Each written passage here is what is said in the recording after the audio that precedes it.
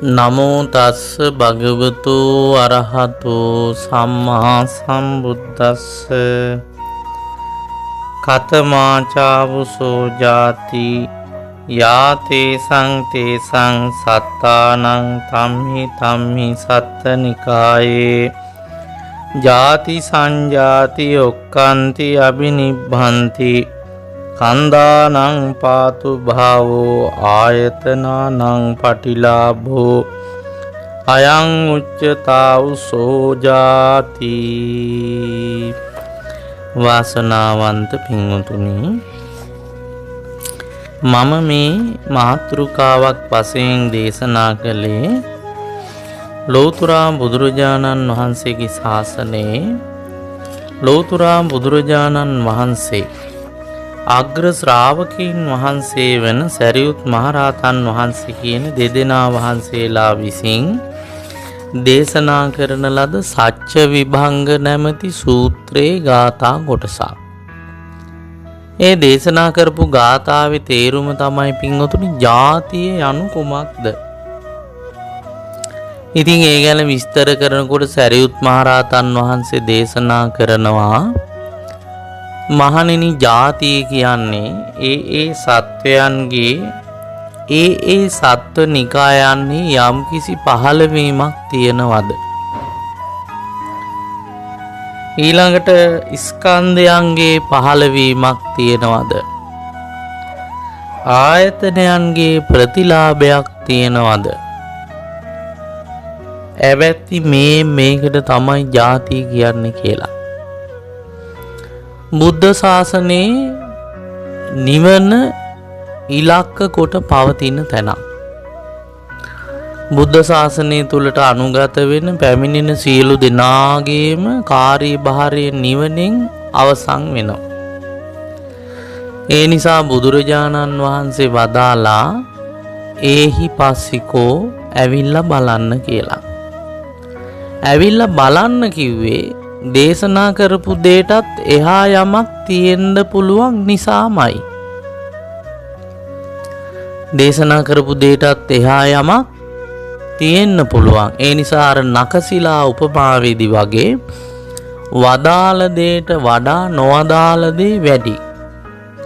ඒ නිසා ඒවා හරියට අවබෝධ වෙන්න නම්, දැනගන්න නම්, නිවන පිණිස යන්න නම්, නිවන අවබෝධ කරන්න නම් ශාසනයට එන්නම ඕන.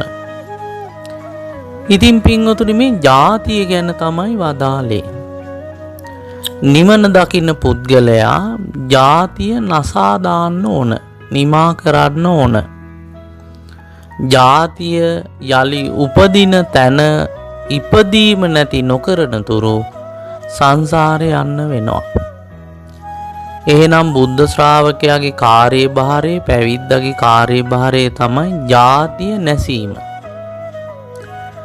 දැන් වර්තමානයේ යනවනේ කතාවක් ජාතිය රැකීම කියලා එකක්. ඉතින් ඒ නිසා අපිට හිතුණා ඒ ගැන ජාතිය ගැන කියලා දෙන්න. පින්වතුනි, ජාතිය කියලා කියන එක ගැන විස්තර වෙනවා බණ පොතේ. ඒ සත්වයන්ගේ ඒ සත්ව නිකායන්හි පහළවීමක් වේද.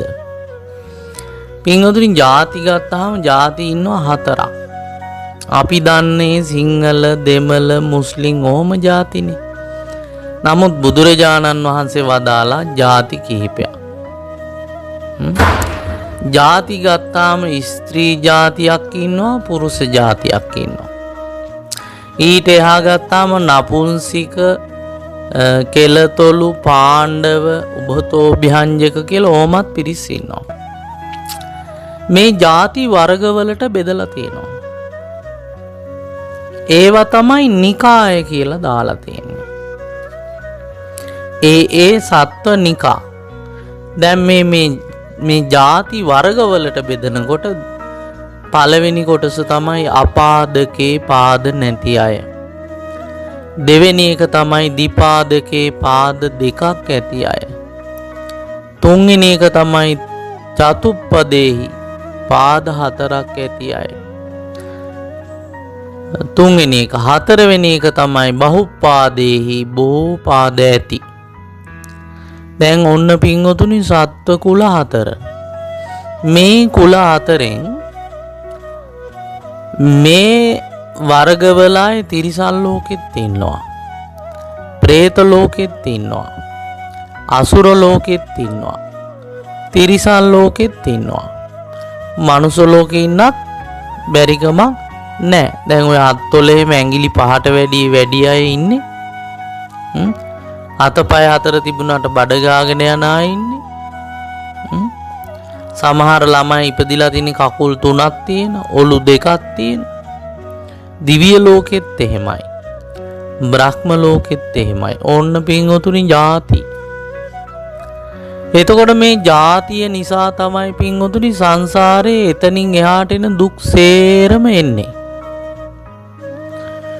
ಜಾති ආව ගමන් ජරා, මරණ, ශෝක, ජරා, ව්‍යාධි, මරණ, ශෝක, පරිදේව සේරම එනවා.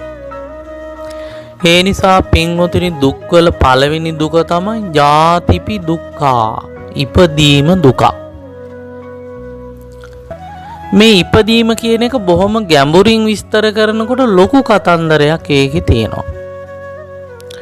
විශ්වයේ හැම මොහොතකම හැම ක්ෂණයකම සියල්ල ඉපදෙනවා විනාශ වෙනවා. ඉපදෙනවා විනාශ වෙනවා. ඉපදෙනවා විනාශ වෙනවා. ලොකු ගමනක් වේගෙන් යනවා. ඒ නිසා වර්තමානයේ කියලා එක හොයන්න අමාරුයි. ඇත්තම කතාව. අර ඉපදෙන නිසා තමයි බිඳීම තියෙන්නේ. ඒ බිඳීමට ඉපදීමේ ඉඳලා එන අතර කාලය තුල හරි වේදනා විපත්ති වෙනවා.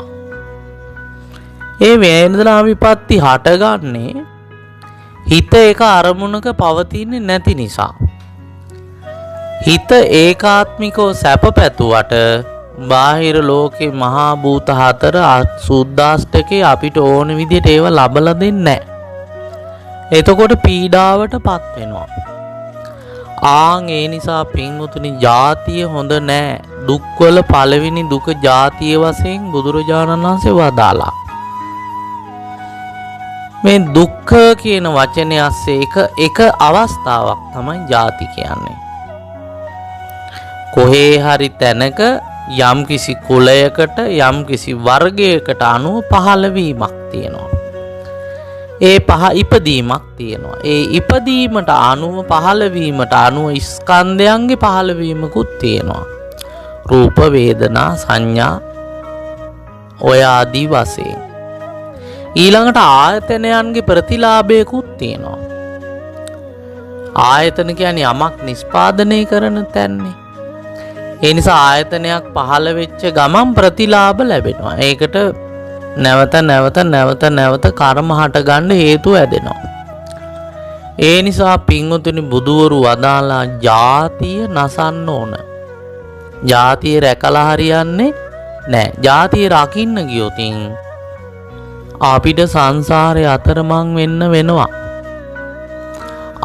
ඒ නිසා ජාතිය නසන්න ලෝතුරා බුදුරජාණන් වහන්සේ වදාළ සත්තිස් බෝධිපාක්ෂික ධර්ම කරුණු උපයෝගී කරගන්න වෙනවා. යෝනිසෝ මනසිකාරය උපයෝගී කරගන්න වෙනවා. සතර සතිපට්ඨානේ, චතුරාර්ය සත්‍ය, ආර්ය අෂ්ටාංගික මාර්ගයේ සත්ත බොජ්ජංග ආදී ධර්ම අපේ ජීවිතයට එකතු කරගන්න වෙනවා. එදාට නම් පින්වතුනි ජාතිය විනාශ කරලා දාලා යලි නූපදින තැනට සැනසෙන්න පුළුවන්. ඒක තමයි භික්ෂුවකගේ නම් පළවෙනි කාර්යභාරය. භික්ෂුවට කිසිම අයිතියක් නැහැ ජාතිය රකින්න යන්න. ඒක භික්ෂුවගේ කාර්යභාරය නෙමෙයි. අවංකවම නිවන පිණිස බැසගත් භික්ෂුවකට කිසිම ජාතියක් වළංගු නැහැ. කිසිම කුලයක් නැහැ. කුලේසු අනනු ගිද්ධෝ, කුලයන්ට ඇලෙන්නේ නැහැ. ඒ නිසා ඔය බෝඩ් ගහගෙන සිංහල ජාතිය රකින්න, අර ජාතිය රකින්න, මේ ජාතිය රකින්න කියලා කියන අය ගැන පොඩ්ඩක් සැලකිලිමත් වෙන්න ඕන, නුවණින් බලන්න ඕන. එහෙම බලලා මේ සංසාර දුක් උපදවන ජාතිපි දුක්ඛේ නවත්ත ගන්න මහන්සි වෙන්න ඕන. එහෙම නැතුව මේ ජාතිය රැක හිටියා කියලා ලැබෙන ප්‍රතිඵලයක් නැහැ. ඔය සිංහල ජාතිය රකින්න අර ජාතිය රකින්න මේ ජාතිය රකින්න කියලා ඉදිරිපත් වෙනකොටම පින්වතුනි ද්වේෂ සිත් හට ගන්නවා. කෙලෙස් උපදිනවා. පොදුවේ සියලු සත්‍යයන්ටම පොදු කාරණයක් නම් මේ ජාතිය කියන එක සත්වයන්ගේ ඉපදීම පහළවීම ඒ නිකායෙහි පහළවීම උපාදානස්කන්ධයන්ගේ පහළවීම ආයතනයන්ගේ ප්‍රතිලාභය ඇතිවීම කියලා ගත්තාම ඕක ඇතුලේ ඔය අපි හදාගත්ත ಜಾති මොකුත් නැහැ.